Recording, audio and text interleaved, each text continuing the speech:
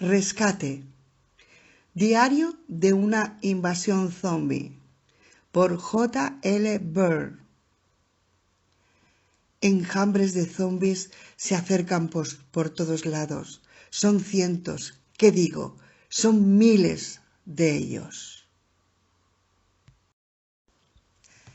Nota del autor.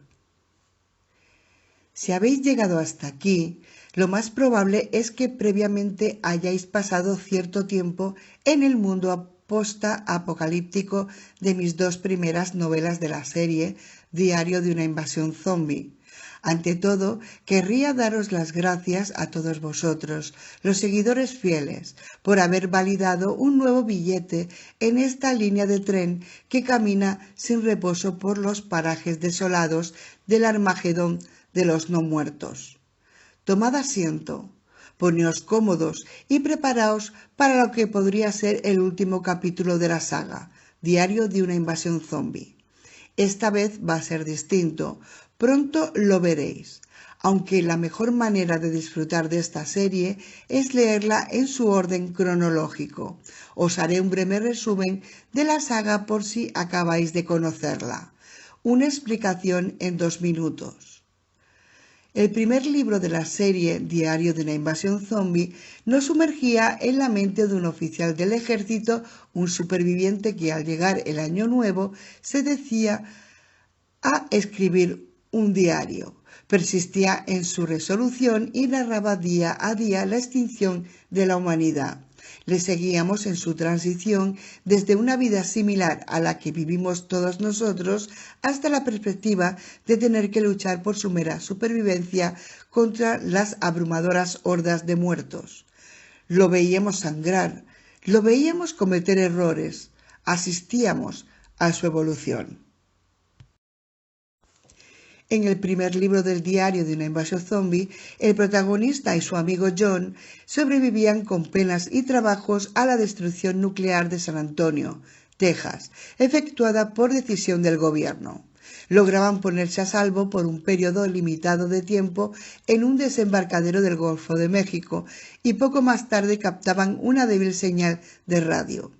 Una familia de supervivientes, un hombre llamado William, su mujer Janet y su joven hija Laura, los únicos vecinos de una localidad que seguían con vida, se habían refugiado en la buhardilla de su casa para protegerse de una horda de incontables criaturas no muertas que esperaba abajo. Tras un milagroso rescate, la familia unía fuerzas con nuestro protagonista para tratar de seguir con vida. Mientras exploran el entorno en busca de suministros, encuentran a una mujer llamada Tara, atrapada y en peligro de muerte dentro de un coche averiado y circundado de no muertos. Acababan por refugiarse en una base de lanzamiento de misiles que sus propios ocupantes, muertos desde hacía tiempo, habían conocido por el nombre del Hotel 23.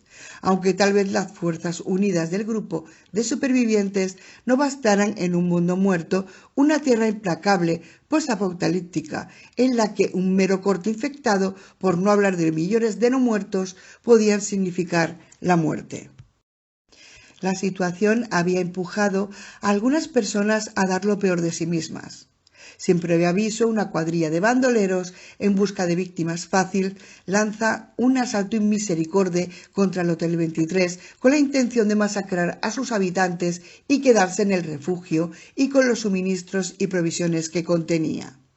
Los supervivientes estuvieron a punto de sucumbir, pero al final de la primera novela lograron derrotar a los agresores y conservaron el Hotel 23. En la segunda parte, Exilio, el protagonista lograba contactar con los restos de las fuerzas militares de la Tierra que aún se encontraban en Texas. Al tratarse, al parecer, del último oficial militar que seguía con vida en el continente, se puso enseguida al mando. Inició comunicaciones con el jefe de operaciones navales en funciones que tenía su base en un portaaviones nuclear estacionado en el Golfo de México.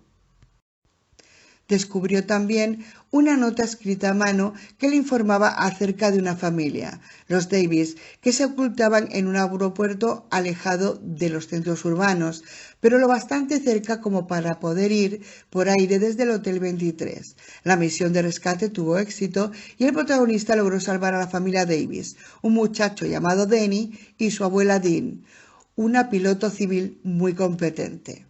El grupo de combate naval le asignó al protagonista un helicóptero de exploración y él y sus hombres partieron hacia los territorios que se hallaban al norte del Hotel 23 en busca de recursos. Hacia la mitad de exilio, el protagonista sufría un catastrófico accidente con el helicóptero, cientos de kilómetros al norte de su base. Tan solo el protagonista sobrevivió, aunque con serias heridas. Aun cuando apenas le quedaban provisiones, logró avanzar hacia el sur. Contactó con Remoto 6, una misteriosa organización cuyas motivaciones no quedaban claras y que parecía decidida a ayudarlo a llegar al Hotel 23. Poco más tarde se encontró con un tirador afgano llamado Shaheen. Apenas llegó a saber nada sobre la vida anterior de Sayen y el secretismo de este se añadió al misterio. Al principio ninguno de los dos confiaba de verdad en el otro, pero al fin Sayei y el protagonista cooperaron y lograron llegar al Hotel 23 bajo la mirada vigilante de Remoto 6. Remoto 6 ordenó al protagonista que disparara la última cabeza nuclear del Hotel 23 contra el portaaviones. El protagonista no obedeció y así empezaron las represalias contra el Hotel 23. Remoto 6 lanzó un arma sónica conocida como Proyecto Huracán que atraía legiones de criaturas no muertas a la región. Finalmente los protagonistas lograron destruir el arma sónica, pero ya era demasiado tarde.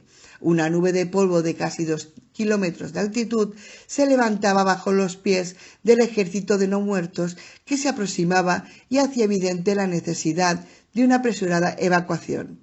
Así empezó una enconada batalla por salir al Golfo de México, donde les aguardaban el portaaviones George Washington para hacerse cargo de todos los supervivientes. Poco después de que el protagonista embarcara en el portaaviones, llegó una orden del Mando Supremo. Se le daban instrucciones para que se incorporara a un submarino de ataque rápido del ejército de Estados Unidos llamado Virginia y estacionado en las aguas al oeste del Panamá. Su destino, China. Su misión, empezad a leer la novela y pronto lo sabréis. Pero antes, id a ver la puerta de la habitación. Os conviene tenerla bien cerrada. J.L. Burr. Un pequeño inciso, por favor. Me encanta este hombre. Me encanta, me fascina. Cómo antes de empezar la novela quiere ambientarte y te dice que te asegures de tener bien la puerta cerrada. Es increíble cómo intenta que envolverte, ¿no? En ese misterio, en ese aura, para que tú estés preparado para comenzar la novela y estés ambientado. Me encanta este hombre. Muchos autores deberían tomar nota de esto. Sigo y empiezo con la novela, con Rescate. 1 de noviembre, Panamá, Fuerza Expedicionaria Clepsidra. Caos. Total y absoluto. La escena que se divisaba en tierra recordaba a la de una región que acaba de sufrir un huracán de la categoría 5 o un bombardeo aéreo. Las numerosas instalaciones del canal que habían sobrevivido al capricho de los elementos exhibían las señales progresivas del deterioro y el abandono. La jungla había empezado a adueñarse de las regiones del canal y había iniciado el largo envite por borrar toda prueba de que el hombre hubiera logrado separar los continentes hacía 100 años. Figuras sin alma iban de un lado para otro, reaccionaban a las señales de la sinapsis muerta. Un cadáver, vestido tan solo con una camisa de trabajo de mecánico, arrastraba los pies por el lugar. El mecánico había hallado la muerte frente al cañón del rifle de un soldado panameño cuando el toque de queda a escala nacional todavía estaba en vigor. Se había transformado en aquella cosa poco después de que el corazón perforado se detuviera y la temperatura corporal empezara a descender, y se pusiera en marcha el misterio que hacía que los muertos se levantaran. La anomalía, como se la solía llamar, se había difundido con rapidez por el sistema nervioso del mecánico y había alterado zonas cruciales de su autonomía sensorial. Había arraigado y se había replicado en el cerebro, pero solo en las secciones donde se desarrollaban los instintos primarios, y se habían almacenado por medio del ADN y de señales electroquímicas procedentes de largos milenios de evolución. Al avanzar por su camino de autorréplica e infección, la anomalía se había detenido brevemente en el canal auditivo. Una vez allí, había alterado la estructura física de los huesecitos del oído interno y le había mejorado el sentido del oído. Los ojos eran la última parada. Al cabo de unas pocas horas de reanimación, la anomalía había concluido la réplica y sustitución de ciertas estructuras celulares en el interior del ojo, y así le había proporcionado una rudimentaria sensibilidad térmica de corto alcance, con lo que compensaba el sentido de la visión degradado por la muerte. La criatura, que había sido un mecánico, se detuvo y ladeó la cabeza. Oía un sonido lejano, un sonido familiar. Durante un nanosegundo sus oídos lo reconocieron, luego el nanosegundo pasó y la criatura olvidó. El sonido creció en intensidad, enardeció a la criatura, le provocó salivación. Un fluido gris y traslúcido le chorreaba del mentón y se le derramaba sobre la pierna descarnada y casi esquelética. El mecánico dio un paso corto en dirección al sonido. Los tendones que tenía abiertos en la parte de arriba del pie se reflexionaban y tiraban de los huesecitos al caminar. La criatura sintió que el sonido, cada vez más intenso, no era natural, que no eran los ruidos del viento ni de la lluvia incesante, de los que solía hacer caso omiso. El caminar de la criatura se aceleró al acercarse a una pequeña y frondosa arboleda de la selva. Cuando el mecánico se adentró en el follaje, una serpiente se asomó, atacó la carne muerta y dejó 2 pequeños orificios en el músculo casi desaparecido de la pantorrilla.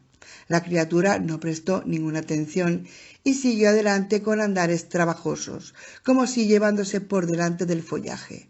De pronto, cuando la criatura entró en el claro, el coro de las almas malditas estalló desde todas las direcciones. 200.000 no muertos que se habían quedado en la misma orilla del canal de Panamá donde se encontraban el mecánico bramaron al cielo. Un helicóptero militar de color gris lo sobrevoló a 100 nudos en dirección sureste por la ruta del canal. El mecánico reaccionó instintivamente al sonido del motor y levantó la mano, como si hubiera pretendido cazar al vuelo la gigantesca ave y comérsela cruda. Frenético a causa del hambre, siguió el pájaro de alas giratorias con los ojos puestos en la máquina voladora. 10 pasos más adelante, la criatura se cayó a las aguas del canal. El trazado sinuoso del canal no estaba ya repleto de aguas fangosas y parduzcas ni de barcos. Los cadáveres hinchados cegaban la ruta marina antaño tan transitada. Algunos de aquellos cuerpos repulsivos aún se movían. Ni el calor y la humedad de Panamá ni las aguas infestadas de larvas de mosquito los habían descompuesto por completo. Las incontables hordas que se encontraban en una de las orillas del canal les rugían y gimoteaban a sus dobles del otro lado, como en un enfrentamiento entre clanes que se prolongaba de uno a otro océano. Antes de la anomalía, el mundo prestaba toda su atención al índice Dow Jones, a las tasas de paro falsificadas por el gobierno, a los precios corrientes del oro, a los tipos de cambio de divisas y a la crisis mundial de deuda. Los pocos que habían sobrevivido rezaban por volver a Dow Jones del 1000 y a un 80% de desempleo. Por lo menos habría sido algo.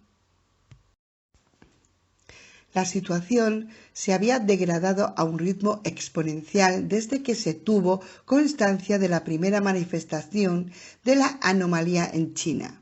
En los inicios de la crisis, los elementos supervivientes del Ejecutivo estadounidense habían tomado la decisión de lanzar bombas nucleares sobre las principales ciudades del continente, en un intento de frenar, impedir o degradar la capacidad de los no muertos para eliminar a la población superviviente de Estados Unidos.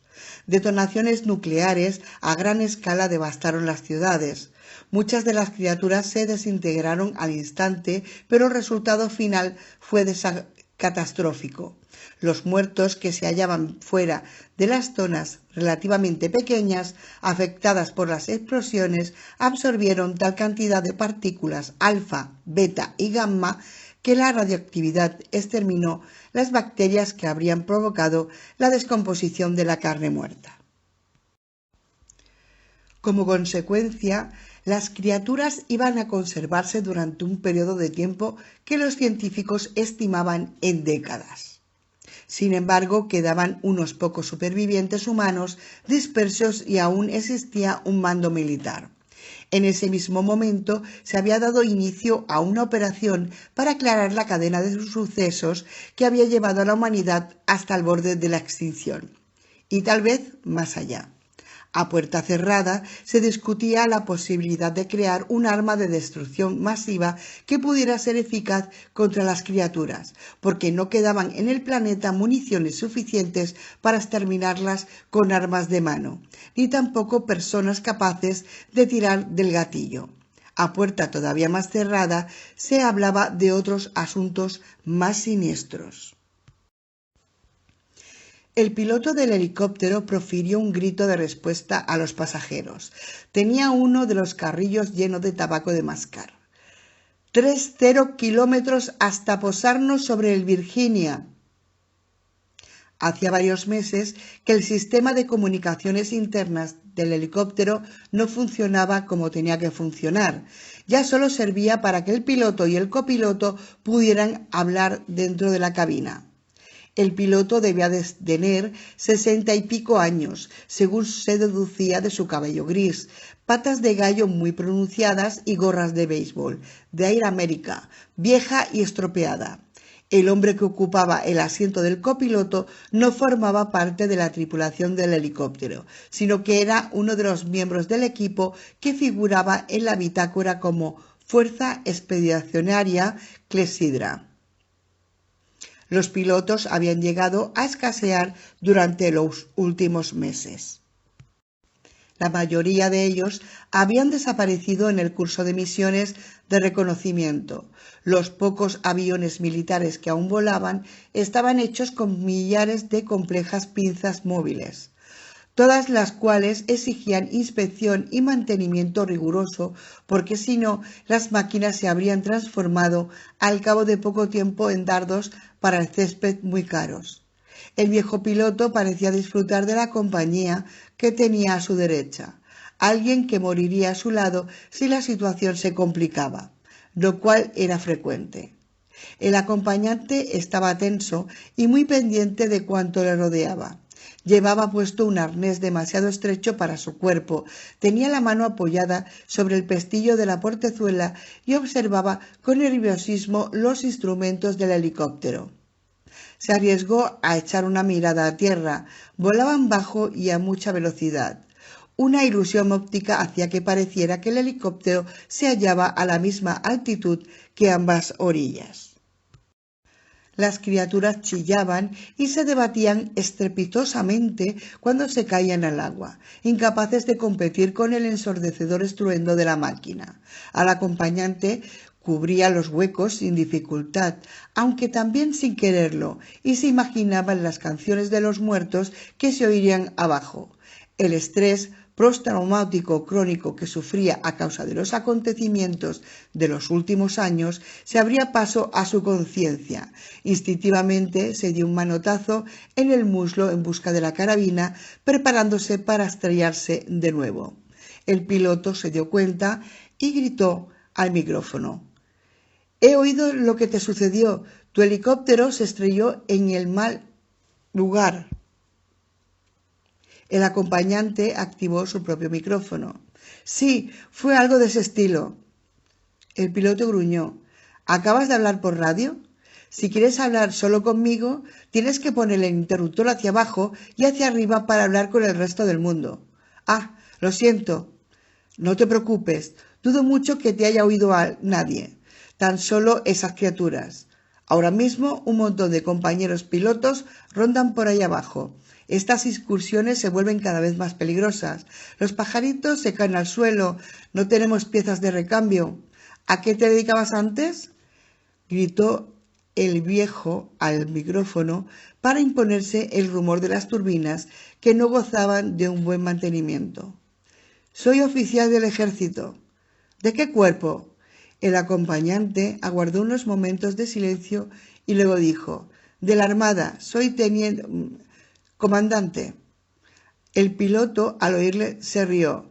«¿Cuál de los dos, muchacho? Los tenientes están muy bajo por debajo de los comandantes». «Es una historia larga y aburrida». «Eso último lo dudo, muchacho. ¿Qué especialidad tenías dentro de la Armada?». «Aviación». «Diablos, ¿quieres pilotar tú durante el resto del trayecto?». «No, gracias.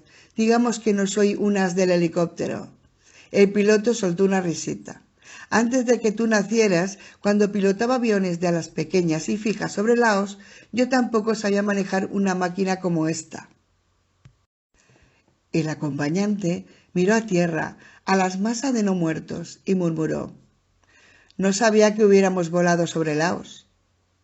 El viejo sonrió y le dijo: «Es que no volamos sobre Laos, pero ¿cómo crees tú que los francotiradores del programa Fénix se acercaban lo bastante como para tener trato personal con los oficiales del ejército norvietnamita?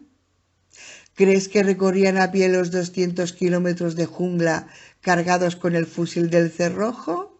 Joder, tío, si crees que Fénix solo se utilizó en Vietnam, te vendo un chalet en la costa de Panamá».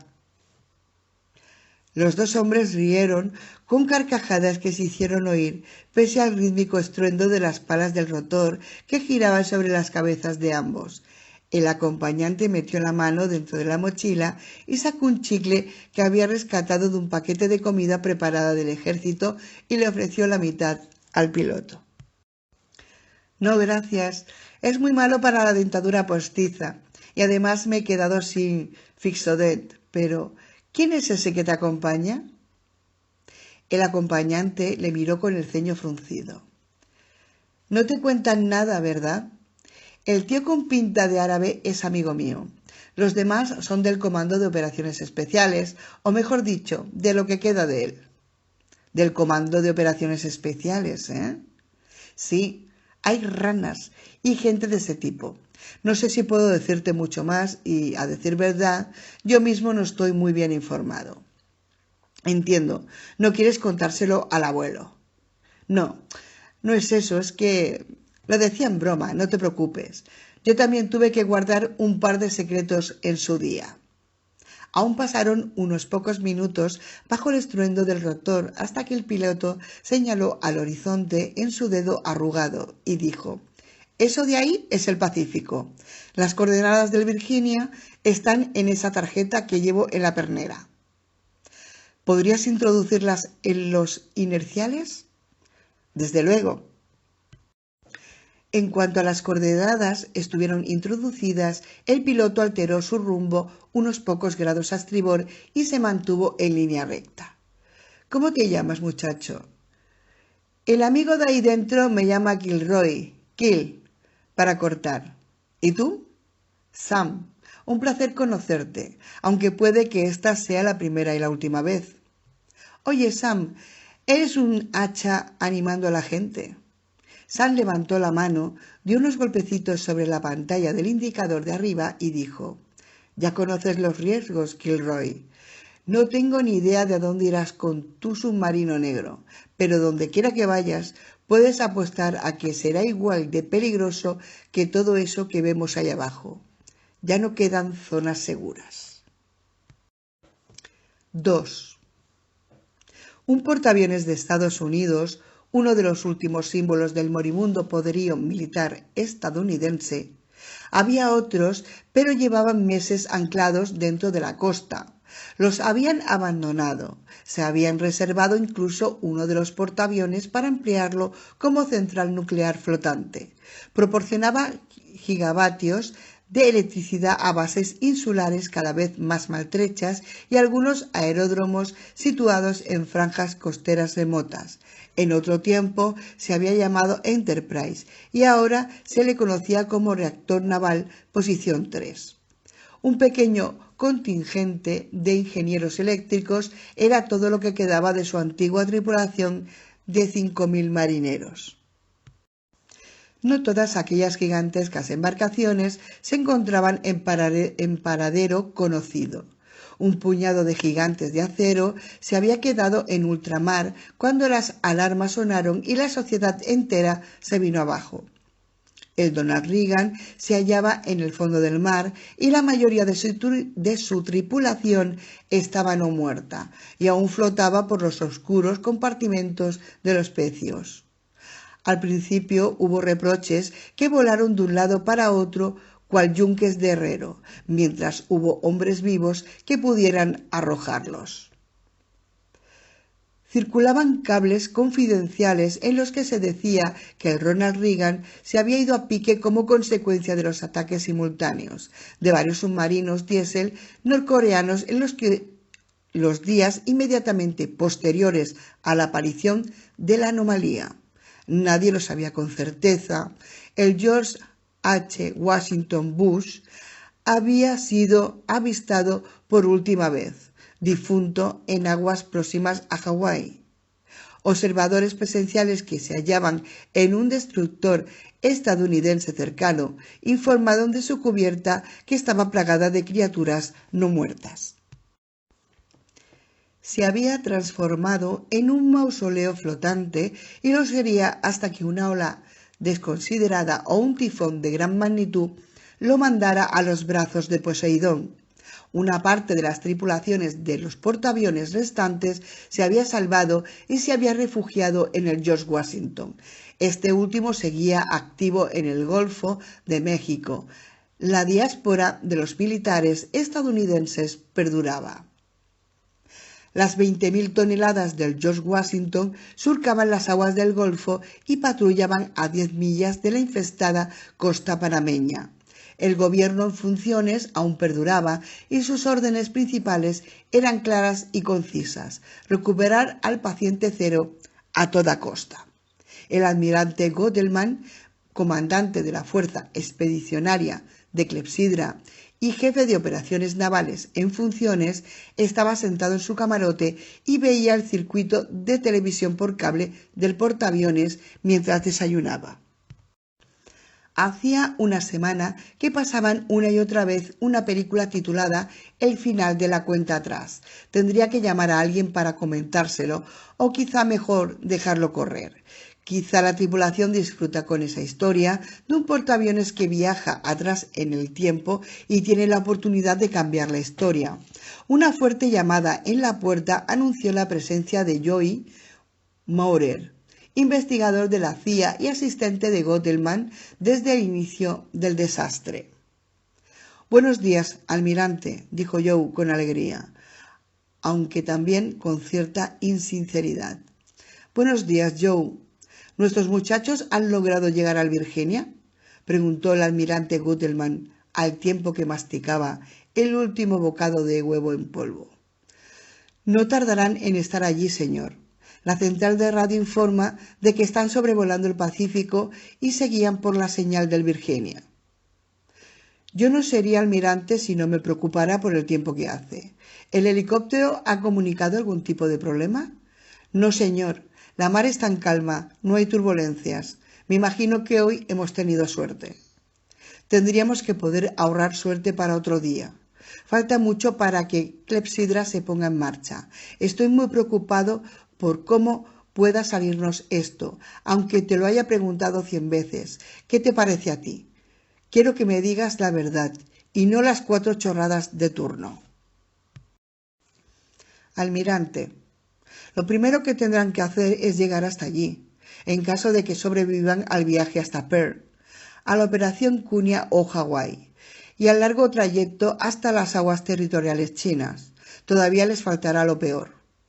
El mundo entero se ha quedado sin luz y no hemos tenido noticias de ninguna de las regiones militares chinas desde el pasado invierno.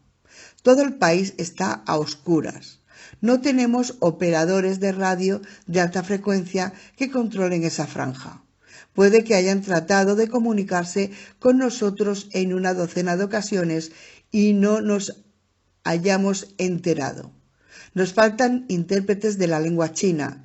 Si nuestra gente captara una retransmisión, quizá contaríamos con 5 hombres a bordo capaces de descifrarla. Demos por hecho que nuestro equipo logrará atravesar el Pacífico hasta Bohai y que entrará en el río. ¿Y luego qué? Usted sabe muy bien lo mal que está todo en los Estados Unidos continentales. Hace un año debíamos de contar una población de 320 millones. Las operaciones cinéticas realizadas a este momento han acabado con algunas de las criaturas, pero no se puede decir que las armas nucleares contribuyan a la causa. Al oír el comentario de Joe, el almirante Gudelman retrocedió en el tiempo por unos instantes hasta el día en el que se había decidido arrojar bombas nucleares sobre los centros de población. En aquel momento él mismo había estado de acuerdo. Había oído desde el puente de su nave los vítores que lanzaban la tripulación mientras las bolas de fuego nocturno iluminaban los cielos y sacudían las ciudades a las que estaban destinadas. También había aplaudido y gritado: ¡qué diablos! Los gigantescos hongos eran muy distintos de los de las viejas filmaciones de pruebas nucleares. Todos los colores del arco iris recorrían el pilar que sostenía la enorme seta. Un gran rayo azul refulgía y centelleaba a través de la pared vertical de escombros, polvo y restos humanos. ¿Qué tal anda nuestra investigación sobre los especímenes de Nueva Orleans?, preguntó Gudelman. Bueno, señor, ya he leído lo que ocurrió en el navío Orleans. Hemos captado, por medio de inteligencia de señales, datos con buenas geolocalizaciones de cientos de retransmisiones de radio procedentes de Nueva Orleans y de otras ciudades que puedo listarle y que también sufrieron bombardeo nuclear. Las retransmisiones se produjeron después de que tuvieran lugar las detonaciones. De acuerdo con toda la información que hemos podido conseguir, esos cabrones, en un número moderado, son casi imparables. Funciones cognitivas más elevadas, agilidad, velocidad, no son casi imparables.